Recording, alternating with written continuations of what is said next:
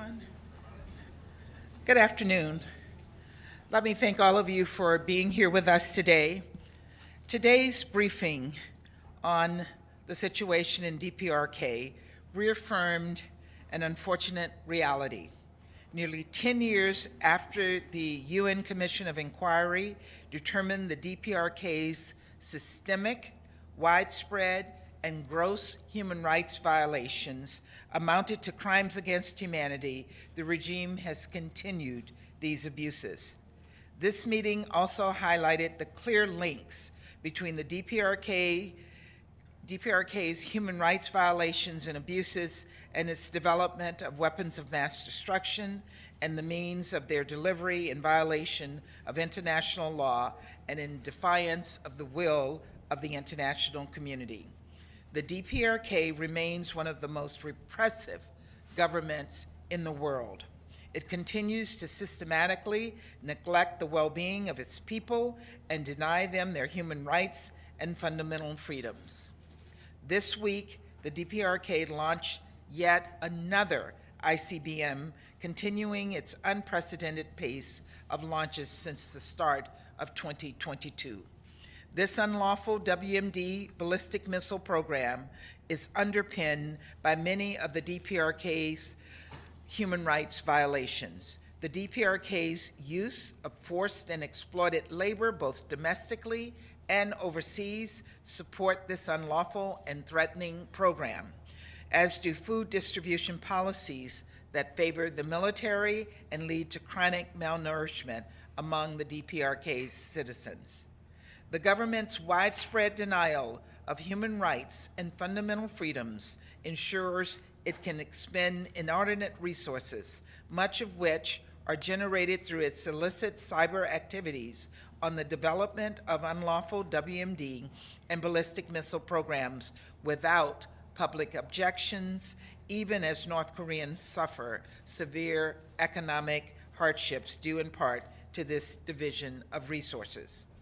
By many reports, the DPRK government continues to hold 80 to 120,000 people in political prison camps, where they are subjected to arbitrary or summary executions, torture, starvation, gender-based violence, including forced abortions, forced labor, and inhuman conditions.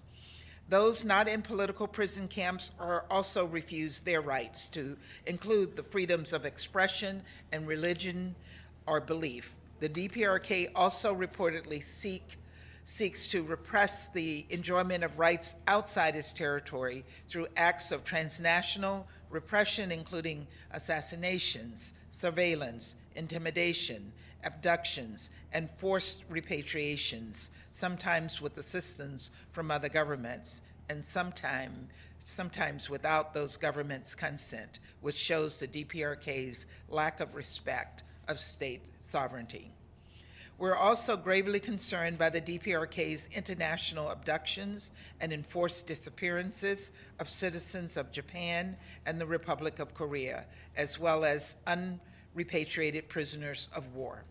We strongly urge the DPRK to resolve all outstanding issues with those detainees, abductees, and disappeared, and immediately return them to their homes. These abuses are well documented, are directly linked to the North Korean government's unlawful WMD and ballistic missile program, and clearly undermines international peace and security. The modern world has no place for such brutality. This is why it was so important for us to co-host and co-sponsor today's ARIA. Last month, 62 co-sponsors, double what we had in the year prior, signed a letter requesting the Security Council remain seized with the human rights situation in the DPRK. It is time for the Council to address it publicly. We urge all Security Council members to support an open briefing in the coming months where we can discuss the DPRK's human rights violations and abuses and their implications for peace and security. Thank you very much. Ambassador, can we have your reaction to the arrest warrant for Vladimir Putin?